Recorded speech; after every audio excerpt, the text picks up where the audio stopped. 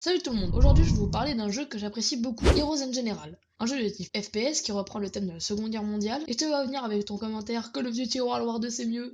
Alors Jean-Kevin, tu vas lever les mains de ton clavier et regarder cette vidéo. Alors par où commencer tellement ce jeu peut être complexe? Déjà pour commencer, vous avez un système de personnalisation d'armes assez poussé. Pas à l'extrême, mais déjà plus poussé qu'un Call of Duty. Par une simple mécanique, l'usure de votre matériel. Oui, parce que au début, vous allez commencer avec une arme en fonction de l'équipe que vous jouez, donc soit l'armée américaine, allemande ou soviétique. Ouais, ils se sont pas foulés. Bref, revenons aux armes. Donc vous commencez avec une arme de base que vous pourrez améliorer avec l'argent gagné, puis acheter d'autres armes dans le futur. Vous pouvez modifier le canon, la couleur, vos balles, votre viseur, etc. etc. Jusque là, la mécanique est assez basique pour un jeu de tir, quoique les balles est un système peu répandu dans le FPS. Mais une autre mécanique assez simple fusionnée à la première rend la chose encore plus réaliste.